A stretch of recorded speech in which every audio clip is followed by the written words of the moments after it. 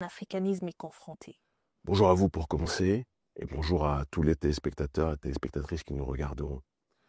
Je pense que les premiers défis les plus importants en cette année 2025 et plus globalement au XXIe siècle, c'est que le panafricanisme ne se contente plus d'être dans une dynamique de contestation, dans une dynamique de résistance uniquement à l'impérialisme. On doit être capable aussi de se préoccuper de l'injustice sociale, des questions liées à l'écologie, mais dans une dynamique endogène et non pas matérialiste dans son acception occidentale. Et on doit être capable de faire rêver les populations en se disant qu'elles n'auront pas besoin de chercher l'espérance à l'extérieur, mais pour le trouver à domicile. Et ça passe par le fait de mettre la question de la justice sociale au centre des enjeux.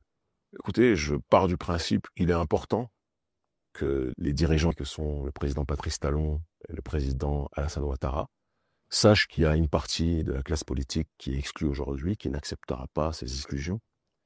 Sache qu'il y a une partie de l'opinion publique qui n'accepte pas ces manipulations. Sache qu'il y a une partie de la population qu'ils sont censés protéger, représenter et diriger qui n'accepte pas cette électorale discrimination. Bon, vous savez, je suis quelqu'un de très pragmatique. Quand vous êtes à la tête d'un État, si vous voulez que ce soit une dictature, il faut le dire publiquement à la population. Il faut l'expliquer, il faut l'exposer. Vous dites que vous êtes dans un processus particulier et que ce processus particulier ne permet pas, par exemple, que l'on puisse être dans une démarche démocratique. Je prends l'exemple du clown Zelensky qui, parce qu'il y a la guerre entre la Russie et l'Ukraine, déclare qu'il ne peut pas parler d'élection en une période où il y a la guerre. C'est quelque chose qui est du domaine de l'intelligible. Dans un autre ordre d'idée, Ibrahim Traoré a dit qu'il n'est pas à l'heure actuelle en démocratie, il est en révolution. Face à un système néocolonial qui utilise sous proxy des groupes qui sèment la terreur pour déstabiliser le pays. On peut aimer, on peut ne pas aimer, mais c'est quelque chose qui est du domaine de l'intelligible. Dans une période d'exception, il peut y avoir un régime d'exception. Le problème, c'est que les présidents que vous venez de mentionner, le président Patrice Talon et le président Alassane Ouattara, veulent se draper du manteau de la démocratie, mais agissent vis-à-vis de la population en activant les moyens de la dictature. Et c'est pour ça que je parle du concept de la démocrature. Et quand on est dans une démocrature, la démocrature est ce qui est à la base de la déstabilisation. Parce que quand vous voulez jouer à l'extérieur aux démocrates, mais que vous asphyxiez votre population, je rappelle qu'au Bénin, par exemple, une série spectaculaire d'opposants, dont certains qui me sont très proches, sont incarcérés pour délit d'opinion. Le représentant de mon organisation internationale Urgence panafricaniste, Shadrach Ondigbo Watoede, pour avoir dénoncé l'injustice sociale au Bénin, est incarcéré aujourd'hui. Il est en mandat de dépôt, il n'a toujours pas eu son jugement final. Le général Louis-Philippe Oudénion, qui dénonçait le manque de souveraineté de la gouvernance du président Patrice Talon, son alignement vis-à-vis des intérêts français, est incarcéré aujourd'hui pour aucune raison, si ce n'est qu'il ait dénoncé justement ce manque de souveraineté-là. Les services secrets du Bénin ont été kidnappés au Togo, le frère Steve Amoussou, en l'accusant de critique politique vis-à-vis du régime, délit d'opinion. En Côte d'Ivoire, les services secrets ivoiriens ont livré aux services secrets béninois le journaliste Komlan Uksosoupé le mois dernier pour avoir critiqué la gouvernance du président Patrice Talon. Joël Aïvo, opposant incarcéré juste parce que c'est un opposant.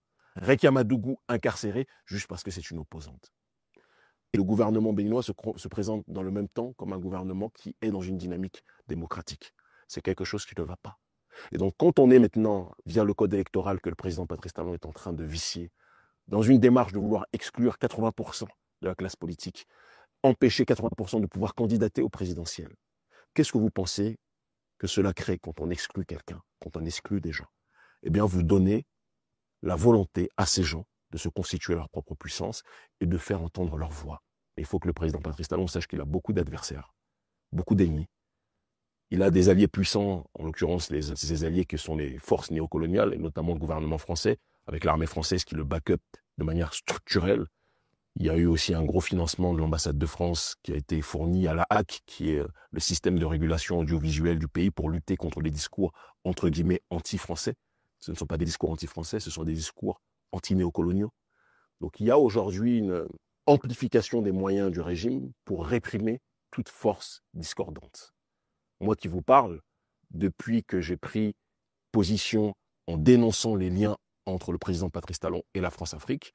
Le président Patrice Talon, par sa manipulation des médias, parce qu'il a acheté la plupart des médias, il a fermé tous les médias indépendants au Bénin aujourd'hui, et il a retourné des médias qui étaient un tantinet indépendants. Hier, des médias comme Bénin Web TV, qui étaient un petit peu indépendants, ils se sont fait taper sur les doigts. Aujourd'hui, ils sont devenus les caniches du pouvoir. On a des médias comme Sika TV qui ont été fermés. On a des médias dans lesquels je travaillais comme chroniqueur politique, comme Gold TV, qui ont été fermés. Dès qu'on ne va pas dans l'alignement vis-à-vis du président, ça ne marche pas. Et à partir maintenant de sa manipulation des médias qui demeure, qu'est-ce qu'il a fait? Il a créé une campagne de diabolisation hystérique pour essayer de criminaliser toute voix qui s'oppose politiquement.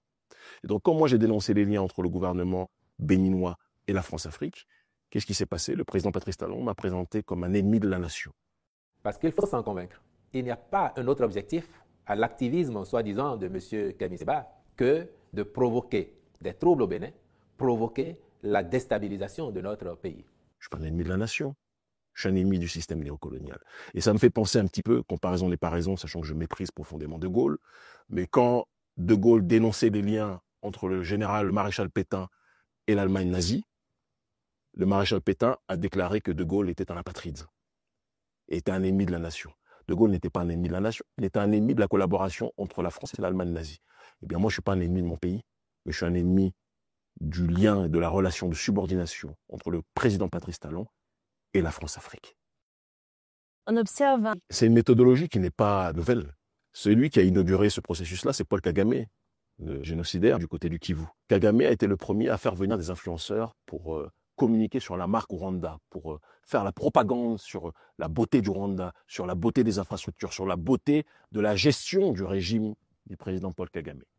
Par la suite, Alassane Dramane Ouattara, en Côte d'Ivoire, a fait la même chose en faisant venir des influenceurs pour vanter les mérites des infrastructures d'Abidjan, la beauté d'Abidjan, que c'est une nation qui est un petit peu dans les standards occidentaux, mais dans son acception africaine.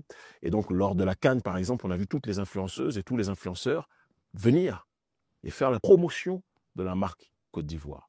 Aujourd'hui, au Bénin, on a le fils du président Patrice Talon, Lionel Talon, et d'autres communicants et communicantes qui sont dans une démarche, plus que jamais, de faire venir les influenceurs pour faire la promotion du Bénin. Mais quand ils font la promotion du Bénin, moi je suis content quand on parle de mon pays en bien, j'en suis ému et heureux. Sauf qu'ils ne font pas la promotion pour la beauté du Bénin, où ils font semblant de ne pas le comprendre. Ils font la promotion pour le travail politique de gestion infrastructurelle et pour le travail de la gouvernance du président Patrice Talon. Et le but de cette propagande, quand le gouvernement béninois paye à gros prix les influenceurs, c'est pour essayer de détourner l'attention par rapport aux questions d'injustice sociale, par rapport aux questions de répression politique vis-à-vis des forces d'opposition, par rapport aux questions de soumission à l'entité néocoloniale française. Le président Patrice Talon sait qu'en faisant venir ces influenceurs qui ont une audience qui est convenable sur les réseaux sociaux, en additionnant tous ces influenceurs, cela permettra d'éluder l'aspect critique qui est très présent au sein de la population béninoise vis-à-vis de la gouvernance Talon. De telle sorte qu'aujourd'hui, on a à l'échelle publique des influenceurs qui font la propagande du régime, de sa gouvernance, des infrastructures et du Bénin. On a de l'autre côté des médias qui sont tenus en laisse par le gouvernement, qui disent exactement ce que le gouvernement veut entendre. Les médias dissonants, discordants sont fermés et interdits. Et à côté de ça, ceux qui osent s'opposer sont soit incarcérés ou poussés à l'exil. Je pense que ça doit pousser à la réflexion. Et je m'adresse à mes frères et sœurs que j'aime profondément, dont certains que je connais sont engagés par le gouvernement Patrice Talon pour faire la propagande de promotion soi-disant touristique, mais en réalité la propagande gouvernementale. Vous savez, je vous aime, mais faites attention, parce qu'aucun gouvernement n'est éternel. Et les influenceurs et influenceuses qui font la propagande du régime, comme ils ont fait la propagande du génocidaire Paul Kagame dans d'autres sphères auparavant, ou d'Alassane Ouattara à la Cannes ou ailleurs, quand ces régimes vont tomber, les gens qui ont fait la propagande pour ces régimes auront des comptes à rendre aussi. Et je le dis parce que ce sont des choses qui sont déjà arrivées. Et je ne veux pas que certains disent qu'ils n'ont pas été avertis. La souveraineté, c'est une question cruciale et vitale. On ne joue pas avec ça. L'indépendance et l'autodétermination, c'est une question vitale. On ne joue pas avec ça. Quand certains collaborent avec la France-Afrique, en faisant mine de collaborer uniquement pour la promotion touristique, il faut qu'ils sachent qu'ils marquent contre leur camp sans savoir. Et en politique, ma longue expérience me le rappelle, 26 ans de combat politique, rien n'est éternel. Aucun régime, fût-il le plus puissant, n'est éternel.